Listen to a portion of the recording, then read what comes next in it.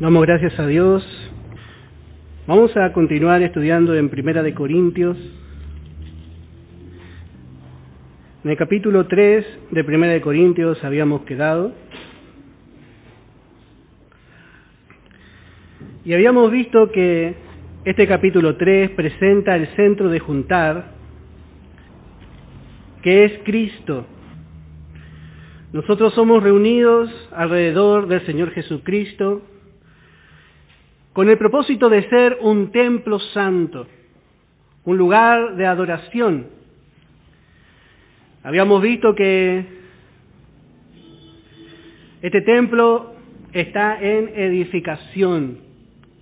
En este tiempo, este templo que es espiritual está en formación a través de cada piedra viva, que es cada uno de los santos que han aceptado al Señor Jesucristo.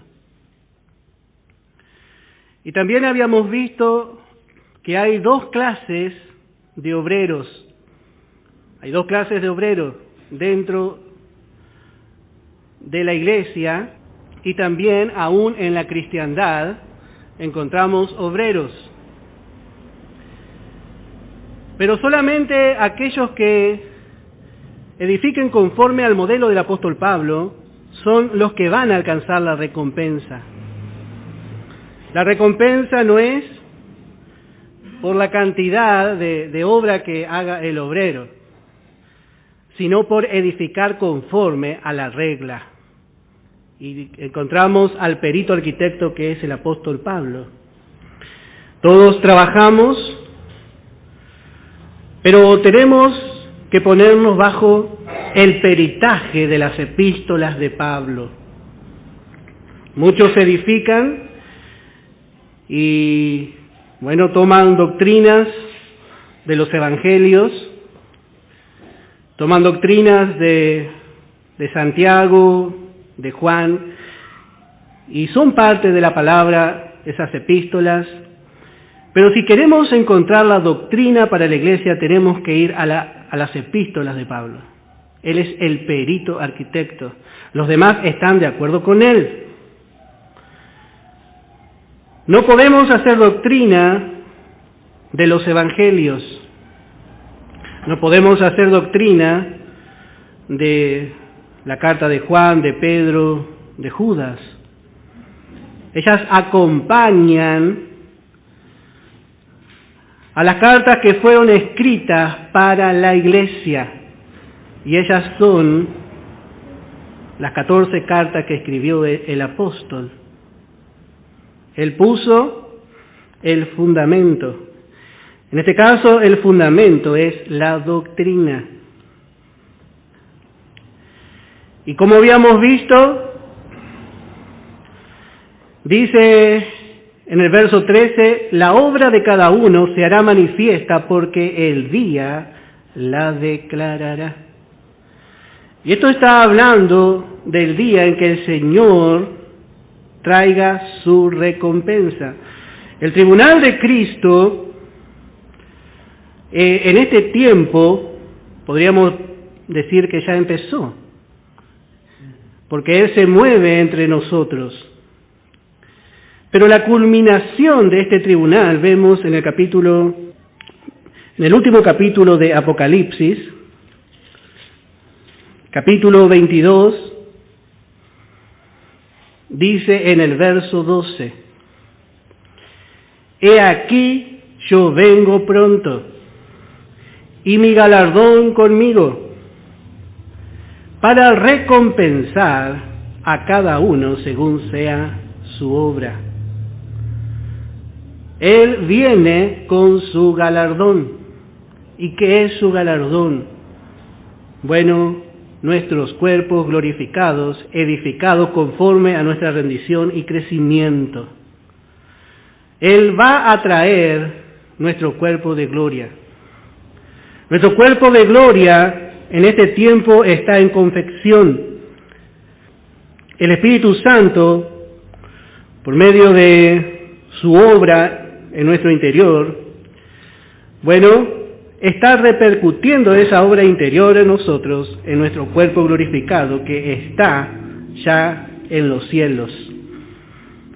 En el Evangelio de Juan, en el capítulo 14, dice en el versículo 1 y en el verso 2, Jesús está hablando aquí ya pocos días antes de la cruz, y Jesús está preparando el corazón de los discípulos para ese momento que ellos iban a tener que pasar, un momento tan difícil, en donde el Señor, su Maestro, iba a ser quitado, no solamente iba a ser quitado de entre ellos, sino que iba a ser tomado, azotado delante de ellos, crucificado y puesto en un sepulcro. Entonces el Señor les habla al corazón a sus discípulos y le dice: no se turbe vuestro corazón. Y van a tener que pasar una hora muy amarga.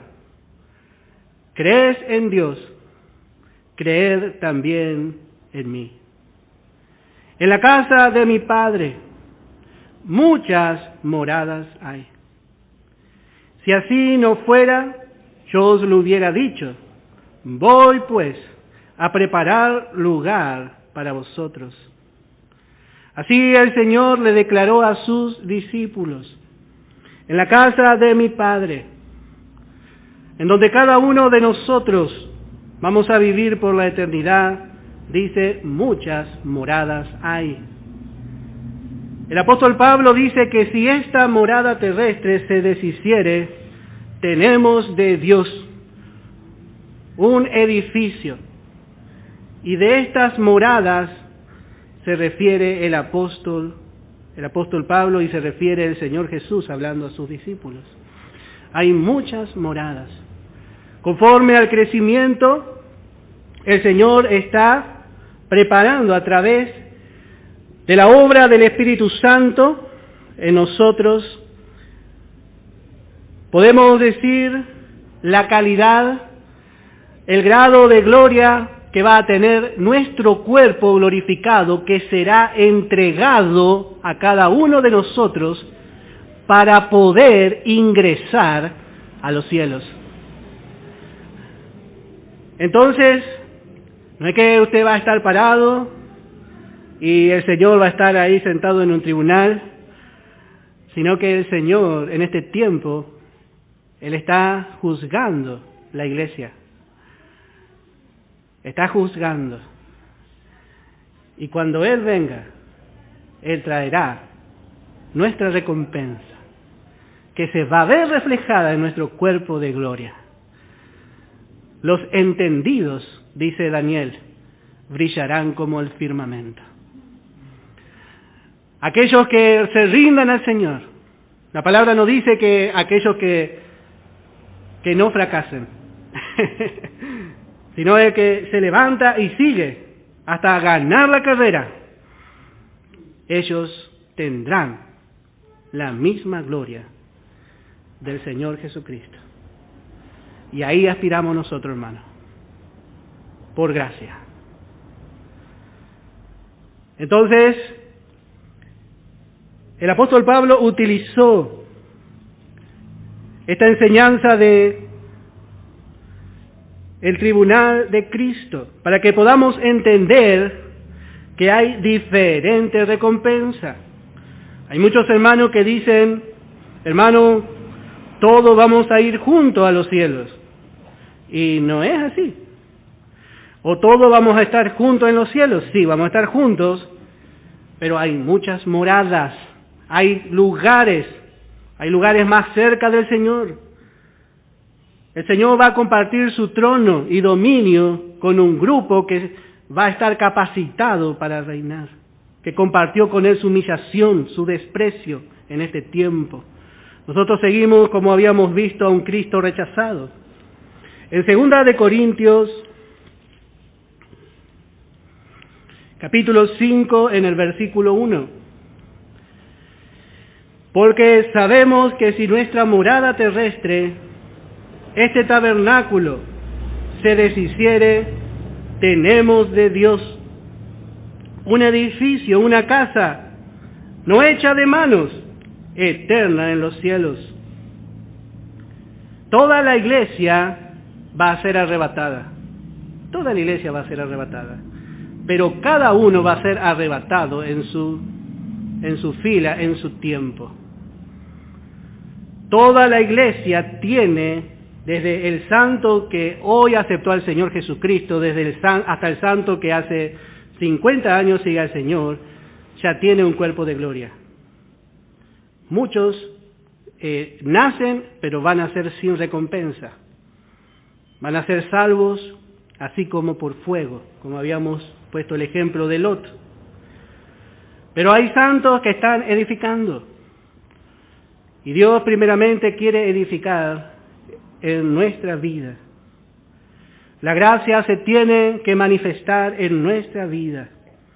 Nosotros vamos a hacer la riqueza de su gracia. No la riqueza de nuestro mérito, de nuestra justicia propia. Por eso en este tiempo necesitamos la revelación de la gracia de Dios para andar por fe, para agradar verdaderamente al Señor. Y dice el verso 2, y por esto también gemimos, deseando ser revestidos de aquella nuestra habitación celestial. Cuando nosotros empezamos a andar con el Señor, empezamos a separarnos poco a poco del mundo, no por nuestra fuerza nuevamente decimos, sino que acercándonos al Señor nos separamos del mundo. Y empezamos a gemir, porque lo espiritual pasa a ser legítimamente real para nosotros. Y empezamos a pensar solamente en las cosas de arriba. Y dice el apóstol Pablo, ya un hermano muy espiritual, dice, deseamos ser revestidos de aquella habitación. De aquella, dice, nuestra habitación celestial. Ya empezamos a ver más allá de lo que nosotros vemos. Un santo que todavía no fue despertado, todavía anhela las cosas terrenales. Pero cuando empezamos a ver, hermano, el propósito eterno de Dios, empezamos a desear las cosas celestiales. Empezamos a querer estar con el Señor. Y dice, pues, así seremos hallados vestidos y no desnudos. Porque asimismo lo que estamos en este tabernáculo gemimos con angustia, porque no quisiéramos ser desnudados, sino revestidos, para que lo mortal sea absorbido por la vida. El alma del hombre sola estaría desnuda sin un cuerpo. Nuestro cuerpo es la vestidura del alma y del espíritu que nosotros llevamos dentro.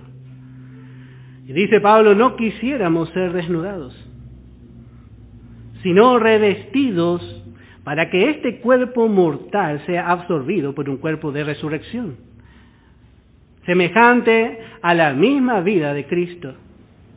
Mas el que nos hizo para esto mismo es Dios, quien nos ha dado la garantía, el arra del Espíritu, el depósito, el adelanto de lo que vamos a disfrutar después.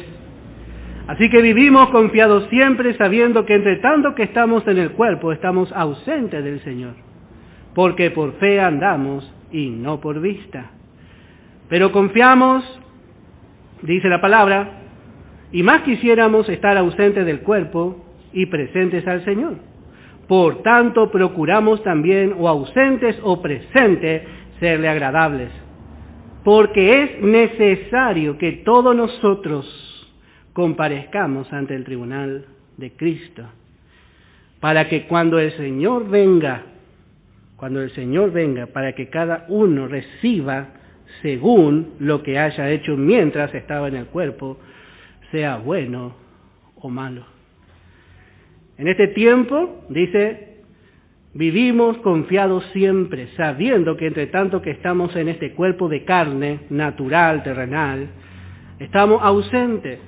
Como el Señor Jesús le dijo a Nicodemo, dice, si no naciere de nuevo no puede entrar, ni siquiera puede ver el reino de los cielos. Sangre y carne no pueden entrar en los cielos. Estamos ausentes. Pero también dice la palabra, por fe andamos.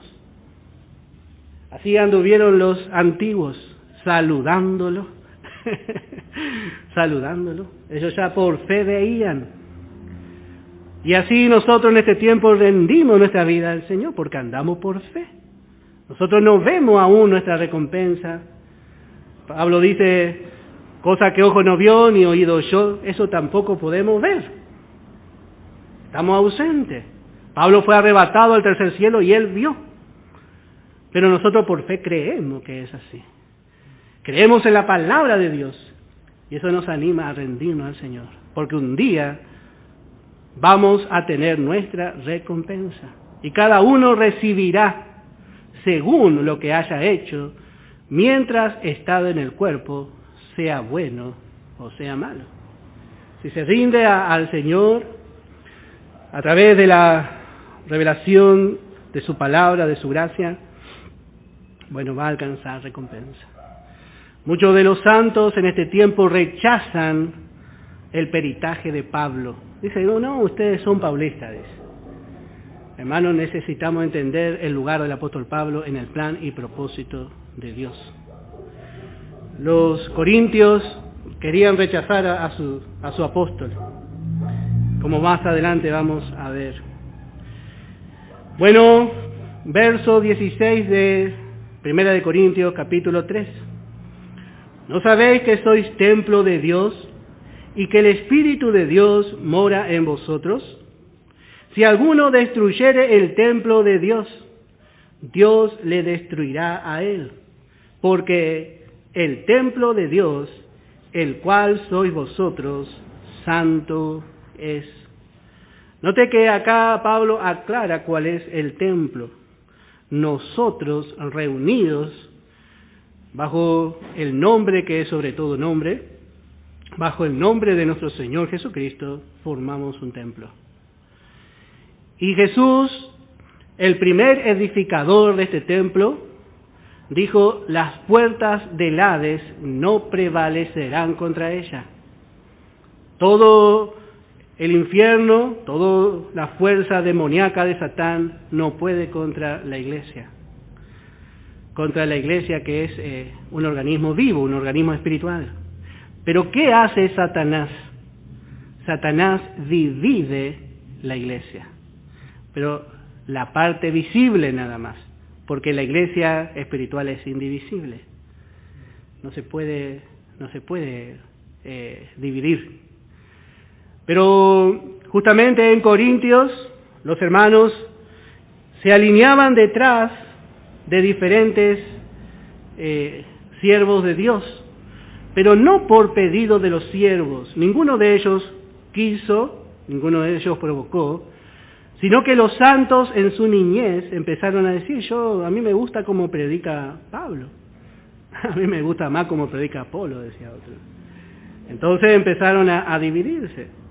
Dice en 1 Corintios, capítulo 1, en el verso 12, quiero decir que cada uno de vosotros dice, yo soy de Pablo, y yo de Apolos, y yo de Cefas, y yo de Cristo.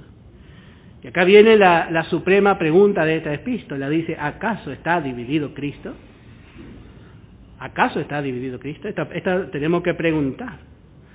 Hay hermano que usted quiere tener comunión con el hermano y le dice, bueno, pero usted no tiene que juntarse con el otro. Usted tiene que tener comunión conmigo nada más. Usted no se junte con aquel. Si usted quiere que nosotros le visitemos, no puede recibir al hermano fulano. Y nosotros hacemos la misma pregunta. ¿Acaso está dividido Cristo? Por eso hay diferentes nombres que le ponen a la iglesia. La iglesia, usted va a ver que hay carteles y uno pone un nombre, otro pone otro nombre. Pero la iglesia es una. La iglesia es el cuerpo de Cristo. Tanto los hermanos débiles que no conocen este mensaje como los hermanos de la gracia, como cualquier persona que haya aceptado a Jesús, pertenece al cuerpo de Cristo. Y nosotros necesitamos aprender a discernir el cuerpo de Cristo. Lo vamos a ver más adelante. Discernir el cuerpo de Cristo significa ver al cuerpo, a la iglesia como uno. No ver, esta es la iglesia del hermano fulano, esta es la iglesia del otro hermano. Porque dice aquí, si alguno destruyere el templo de Dios. Y este es el intento de Satanás con las divisiones. Trata de destruir. Y dice la palabra también, el cual sois vosotros, dice. Verso 18, nadie se engaña a sí mismo. Si alguno entre vosotros se cree sabio en este siglo, hágase ignorante, para que llegue a ser sabio. Los corintios estaban rodeados de una sabiduría natural. Como habíamos visto, Corintios era una ciudad perteneciente a la Grecia. Grecia en sí era el centro de la sabiduría del hombre. Pero como vimos, Corintio era el centro de la inmoralidad. Y allí también iban ciertos filósofos. Y ellos querían mezclar. Ellos veían quizás en Apolos a una persona que tenía cierta capacidad para hablar, usaba palabras trascendentes, palabras difíciles, y eso hechizó un poco a los hermanos. Y otros miraban a Pablo cuando hablaba, y Pablo dijo, yo estuve entre vosotros con mucho temor y temblor. Pablo sabía hablar, tenía muchas características, pero él no las usó. Para que la fe de los hermanos de Corintios no se funde en la personalidad del predicador, sino en la palabra. La palabra dada en sencillez, la palabra dada en simplicidad, de por sí ya tiene poder. Pero una sola cosa tiene que tener aceite. Tiene que estar ungida por el Espíritu Santo. Si no hablamos en el poder del Espíritu Santo, es mejor no hablar. Pablo no quiso sobresalir él, sino que él habló, y habló bajo el poder del Espíritu Santo. Si alguno de vosotros se cree sabio en este siglo, hágase ignorante para llegar a ser sabio. Y note que Pablo dice, si alguno de vosotros se cree sabio, pero ¿cuándo dice? En este siglo.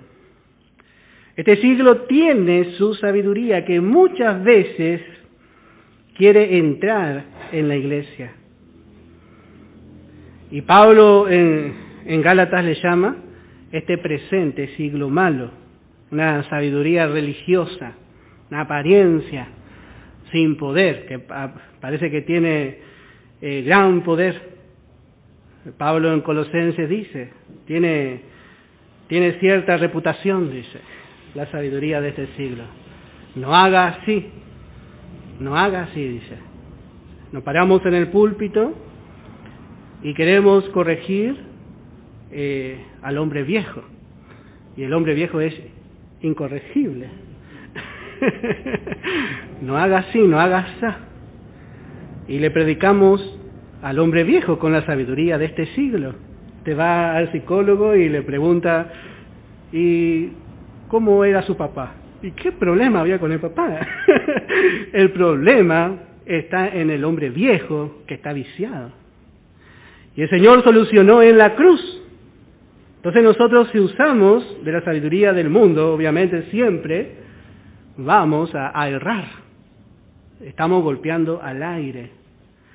Dice en 1 Corintios capítulo 8, en el versículo 2, y si alguno se imagina que sabe algo, aún no sabe nada como debe saberlo.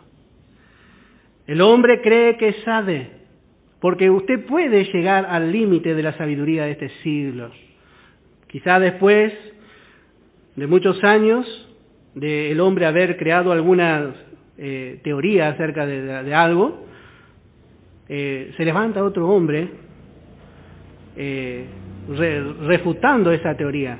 Los hombres hoy usan la palabra tesis, antítesis. y así, ellos se manejan de esa forma. Para toda tesis hay una antítesis y hay otro más que no recuerdo, porque el hombre cree llegar a un momento de perfección, pero todo está ahí. Pero si nosotros miramos la sabiduría que es de lo alto, Pablo dijo, es insondable. Cuando nosotros nos ponemos delante de la sabiduría de Dios, verdaderamente con los ojos abiertos, llegamos a la actitud que tuvo Job.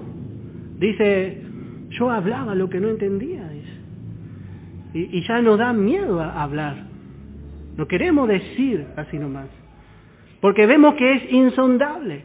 Y eso crea una humildad, forma esa humildad en el creyente, para poder seguir aprendiendo. Es lamentable escuchar a los hermanos que dicen, yo ya sé todo.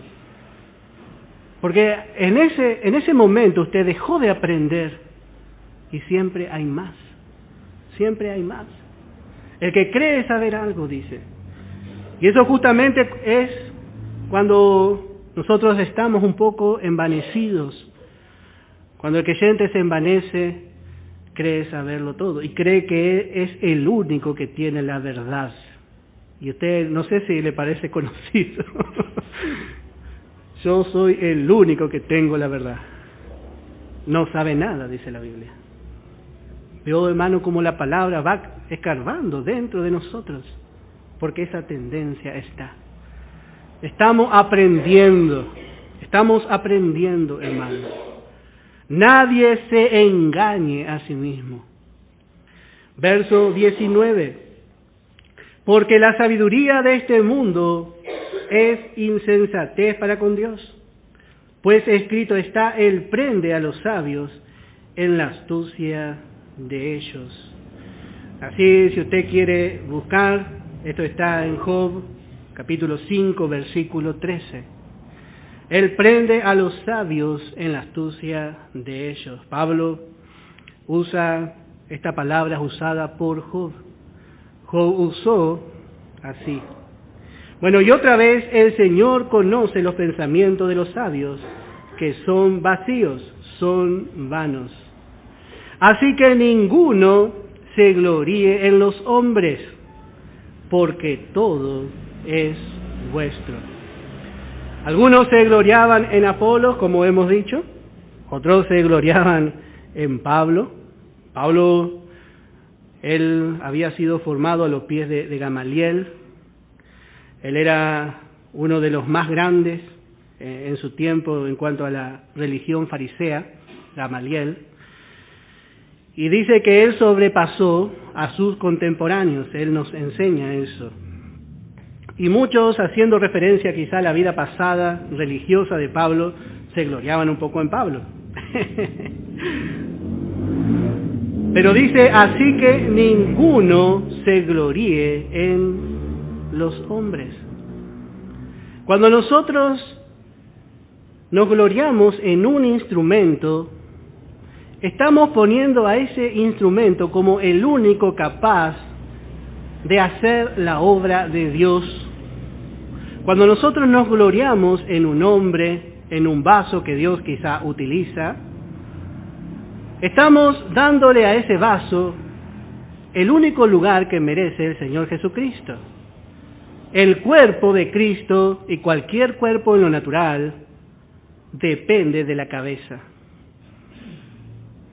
Cuando usted hace algo bien, usted quizás, hay gente que tiene capacidad para jugar bien al fútbol, ese no es mi caso, pero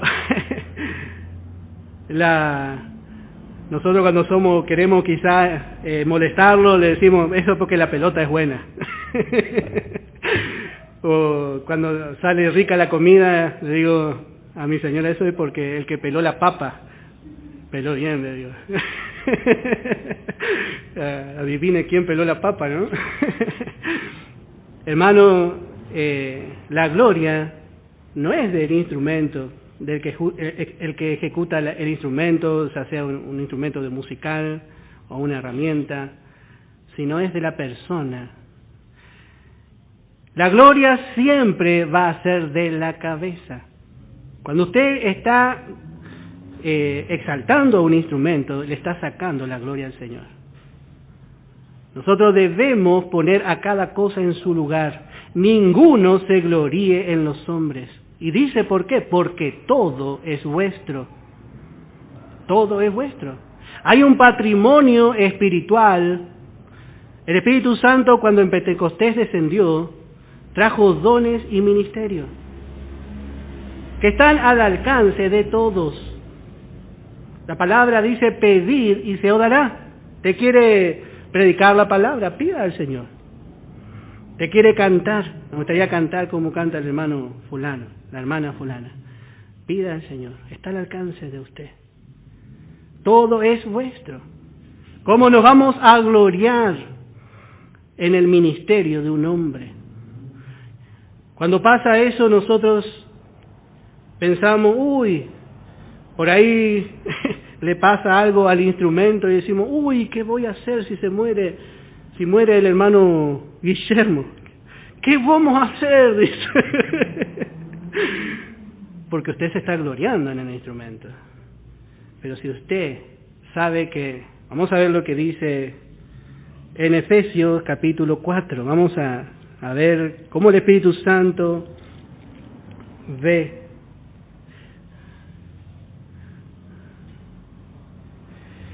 Dice en el verso 15, sino que siguiendo, ¿qué seguimos? Seguimos la verdad. No seguimos a un hombre, siguiendo la verdad en amor. Crezcamos en todo, en aquel que es la cabeza, esto es Cristo. Si usted se corta un dedo, hay gente que tiene aserradero y le falta un dedo, y la persona vive, sigue viviendo, sin un dedo se puede vivir. Hay gente que perdió un brazo, una pierna, y puede seguir viviendo. Pero yo todavía no conozco a nadie que le hayan cortado la cabeza y siga viviendo. Bueno, eso tenemos que entender, que dependemos del Señor. Entonces no se gloríe en los hombres, dice Pablo, le dice a los corintios. ¿En quién debemos gloriarnos? El que se gloría, gloríese en el Señor. Hermano, porque todo lo que recibimos, todo lo que somos, del Señor recibimos, que es nuestra cabeza. Realmente es una alegría cuando entendemos para nosotros esto. No depender de ningún hombre, sino, dice la palabra, siguiendo la verdad del amor, crezcamos en todo, en aquel, haciéndonos, dice en Colosenses, ha sido tomado de esa cabeza, reconociendo que de él nos nutrimos, en aquel que es la cabeza, esto es Cristo, de quien todo el cuerpo, bien concertado y unido entre sí por todas las coyunturas, que se ayudan mutuamente, según la actividad propia de cada miembro, unido a la cabeza, recibe su crecimiento para ir edificándose en amor. Entonces, hermano, todo es nuestro. ¿Por qué vamos a mirar? ¿Por qué vamos a poner la vista en los hombres? Todo es vuestro. Sí, Dios ha levantado pastores, Dios ha levantado obreros para predicar la palabra, pero no ponga la vista en los instrumentos. Nosotros debemos darle el lugar porque el Señor levantó, el Señor es el mismo, sigue levantando obreros realmente levantados y preparados por Dios, pero no gloriarnos en los hombres, porque eso que tiene el hermano, también nosotros hemos recibido a través del Pentecostés. Acuérdense que en el Pentecostés toda la iglesia fue bautizada y el Señor equipó a la iglesia. Somos miembros los unos de los otros. Entonces sería tonto que la mano tome la preeminencia en el cuerpo. La preeminencia tiene que ser de Cristo. Todo es vuestro. Sea Pablo, sea Apolos, sea Cefas, sea el mundo, sea la vida, sea la muerte, sea lo presente, sea lo porvenir. Todo es vuestro. Y vosotros de Cristo. Somos del Señor. Él nos compró por precio. Otra vez decimos, no somos de ningún hombre. A veces también el hombre dice, esta es mi oveja. Esta es mi oveja. No, las ovejas son del Señor. Y Cristo es de Dios. Cristo es de Dios. Si Dios no hubiese hecho el plan de redención, Cristo hombre, el Cristo no hubiese existido. Todo es de Dios. Capítulo 4, versículo 1. Así que, dice la palabra, téngannos los hombres por servidores de Cristo y administradores de los misterios de Dios. Bueno, aquí dice, téngannos los hombres por servidores de Cristo. Y aquí vemos que Pablo habla de hombres. Y habíamos visto que en el capítulo 2 y en el capítulo 3 hay 3 clases de hombres. Y nosotros servimos hacia esos 3. Habíamos visto primeramente el hombre natural. Nuestro ministerio es hacia el hombre natural, pero también es hacia el hombre espiritual. Y en el capítulo 3 habíamos visto el hombre carnal. Hacia los 3 es el ministerio que tiene, bueno, el siervo bajo el ministerio de la gracia. Pero note que dice servidores. No dice señores. No dice señores. O amos. No. Dice servidores. Cada creyente es un servidor o un ayudante de Cristo. Cada creyente es un servidor o un ayudante. También se usa la palabra, como vamos a ver, administrador. Ese ya es otra cosa, pero también es un siervo. Pero aquí se refiere especialmente a los apóstoles, se refiere especialmente a los mensajeros que dan la palabra de Dios. Está hablando de aquellos que están guiando, que están al frente.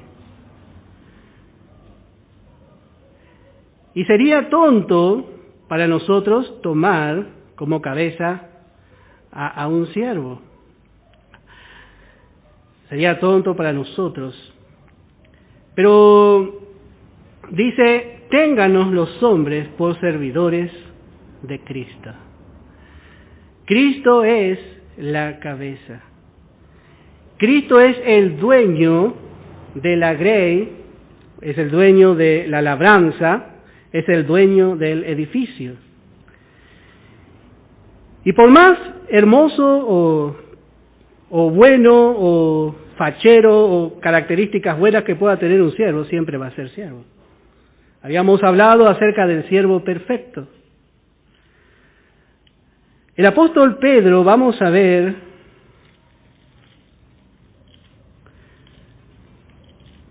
nos enseña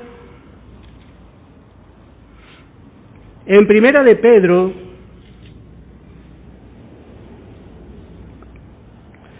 capítulo 5, en el verso 2, nos enseña cómo debe ser nuestra actitud en la grey de Dios. Dice, apacentad la grey de Dios, que está entre vosotros. En la antigüedad el pastor estaba entre las ovejas. Jesús dijo, yo soy la puerta de las ovejas, porque él mismo, el pastor, se se paraba, se sentaba y se acostaba a la noche y hacía de puerta para que las ovejas no salgan, ni tampoco los animales feroces entren. El pastor está entre las ovejas. David dice, Jehová es mi pastor. Dice que Dios lo tomó a David para apacentar, dice a Israel. Pero él dice, Jehová es mi pastor, porque él mismo fue oveja. Él era una oveja con más responsabilidad entre las ovejas. Eso es lo que es un pastor, eso es lo que es un hermano que está trabajando para el Señor. Y está entre, no está sobre la grey. Y dice, cuidando de ella, no por fuerza, sino voluntariamente, no por ganancia deshonesta, sino con ánimo pronto, no como teniendo señorío sobre lo que están a vuestro cuidado, sino siendo ejemplos de la grey. Bueno, el señorío otra vez. Pablo escribe esta carta para poder enfatizar el señorío de Cristo. Y otra vez, en este capítulo 4, él muestra cuál es su encargo. Su encargo es como siervo, no es como Señor. La palabra que aquí utiliza el apóstol Pablo, que está hablando, dice, ténganos los hombres por servidores. La palabra servidor viene del griego, huperetes, del griego. Y esta palabra era usada para los esclavos que eran puestos al fondo como remeros. Ni siquiera era un esclavo que estaba adelante guiando. Esta palabra se utilizaba para aquellos esclavos que remaban en los botes en la antigüedad. Y estos eran responsables de hacer que el bote se moviera. Pero no eran los capitanes del barco. Eran la parte más baja. La parte más baja. Y Pablo utiliza esta palabra, bueno, porque ellos iban a entender mejor. Y esto nos muestra, hermano, cómo cada uno de nosotros tenemos que vernos. Cuando hacemos algo para el Señor, habíamos visto cómo el Señor nos enseñó, dice, siervo inútiles. Si ese siervo moría, era reemplazado por otro siervo y seguía la barca. Era la vida de un siervo. Y así, en la iglesia, cada ministro hace su parte para que la obra avance. Cada uno tiene un remo, tiene su responsabilidad, pero Cristo es el capitán. Cristo es la cabeza, Él es el que ordena y es el que guía a través del poder del Espíritu Santo. Y también encontramos que utiliza la palabra administrador. Y esa palabra del griego, oikonomos, esta palabra también se utiliza para diácono, te va a ver, que significa mayordomo o protector. Y este era otro siervo. Pero este era un siervo más viejo que estaba en la casa. Tenemos como ejemplo al siervo de Abraham, que estaba sobre toda su casa, sobre todo lo que tenía. Este tenía autoridad sobre la casa y no tenía que hacer faltar nada a los habitantes de la casa. Él se tenía que preocupar porque todos tengan su ración de comida, que tengan su ropa y que las cosas de la casa no falten. Era un siervo de mucha confianza, pero no dejaba de ser siervo. Tenemos el caso también de José. José fue puesto sobre la casa de Potifar. También representa a Cristo. Pero, en este caso, otra vez, tenía más autoridad, tenía más confianza, pero seguía siendo siervo. Y me gusta ver como Pablo dice en 1 Corintios capítulo 1, en el verso 12,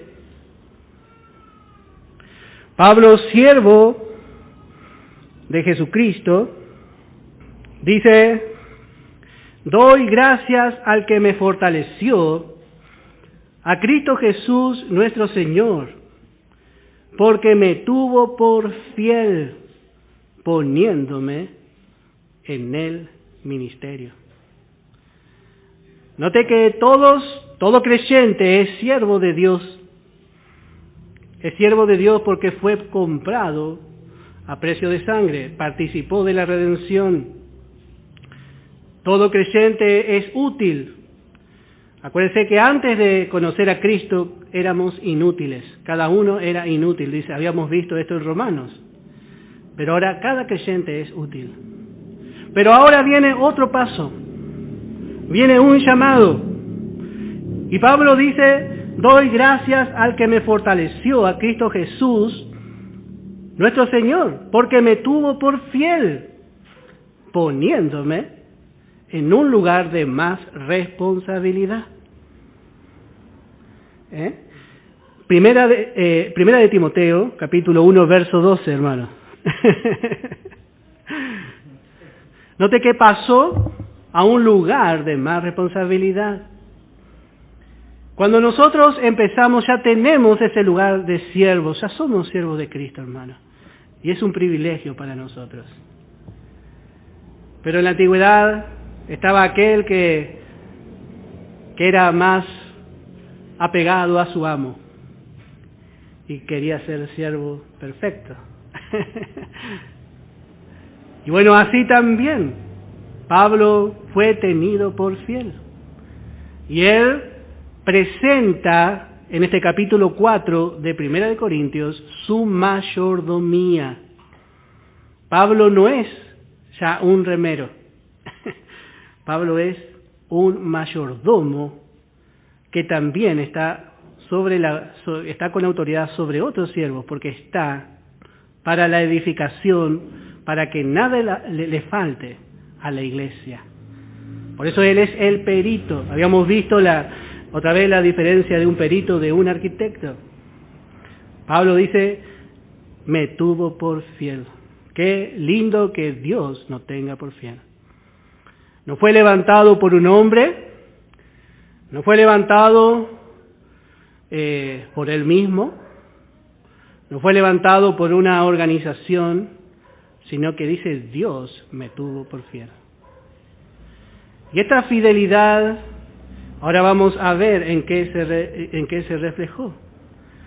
Bueno, a esta clase de esclavos, como dijimos, se le confiaba la administración de toda la casa. Y tenemos como ejemplo, podemos ver en Hebreos capítulo 3, en el versículo 5. Hebreos capítulo 3, en el versículo 5. Dice: y Moisés, a la verdad, fue fiel en toda la casa de Dios, pero como siervo, como un mayordomo. Sufría Moisés. Quizás este mayordomo tenía que lidiar con un presupuesto que el amo le daba, y si se gastaba de más no llegaba a fin de mes, y era la responsabilidad de este siervo cumplir con lo que el amo le encargó. Quizá otro siervo no quería hacer, pero el amo había dejado y estipulado las tareas que se tenían que hacer, y este siervo de más responsabilidad tenía que hacer cumplir. Pero este siervo no estaba allí por casualidad, sino porque el amo le tuvo por fiel. Este tomaba en serio la palabra de su amo. A ver si entendemos lo que quiere decir esto. Yo lo veo a Moisés subiendo a veces a tener comunión con Dios cuando recibe la ley y el pueblo se desenfrena. O el pueblo se quiere volver a Egipto y él se postraba delante de la presencia de Dios.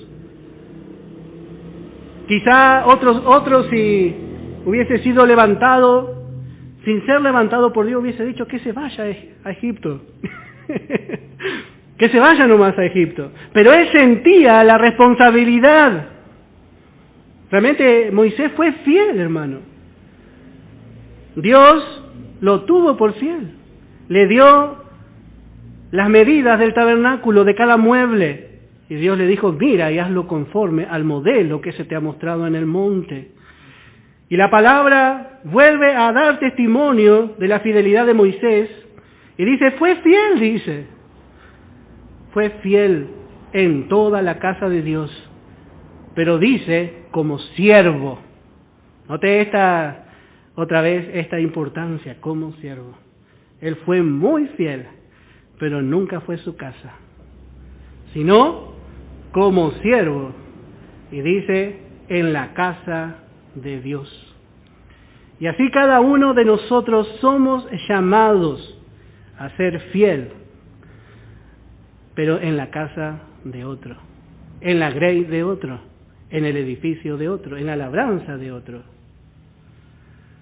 No somos los verdaderos dueños. Muchas veces el enemigo, como hemos visto, el primer orgulloso, quiere confundirnos, hacernos desvariar, y ahí viene la caída. Pero cuando nosotros entendemos, Pablo entendió bien. Pablo no dijo, bueno, ya que los corintios me quieren endiosar un poco, ya que los corintios me quieren, bueno, yo voy a aceptar, no voy a decir nada. No, siempre él dejó en claro, yo soy un siervo de Cristo. Y esta palabra se desvirtuó hoy. Usted dice, yo a veces voy y visito a algún hermano y dice, gran siervo de Dios. Y qué bárbaro, hermano, ¿no? No hay un gran siervo de Dios. El siervo no tiene libertad. El siervo no puede hacer nada. Y yo estoy contento, ¿no? Que nos digan siervos, pero gran. Hoy la palabra gran, todos quieren ser gran siervo de Dios. Todos quieren ser aplaudidos, todos quieren, qué lindo, cómo hace. Pero el siervo no puede ser mayor que su Señor. ¿Cómo está nuestro Señor? Está en rechazamiento. Pablo le hace acordar a Timoteo, acuérdate, dice, de Jesucristo. Acuérdate, dice. Por ahí Timoteo tenía un poco de temor, un poco de vergüenza de predicar la palabra. Dice, acuérdate de Jesucristo. Acuérdate, dice. Y así nos acordamos de quién es nuestro amo. No podemos ser mayor que Él. Él fue vituperado, fue perseguido, fue menospreciado. Así que vemos qué hermoso lugar que tenemos. Esta es una hermosa porción que Dios nos dio, poder ser siervos. Pero no servimos con tristeza, sino que servimos con alegría. Es un gozo, hermano. Hay un coro que dice, gozo da servir a Cristo. Para nosotros es un gozo. Y yo creo que aquel que sirvió una vez, que entiende lo que es esto, hermano, no hay cosa más preciosa que servir al Señor. Que servir al Señor y que conoce la gracia mucho más. Mucho más. Porque es otra vida, es una vida de fe. Que no tiene nada que ver con lo que hoy el mundo cristiano dice que es ser siervo de Dios.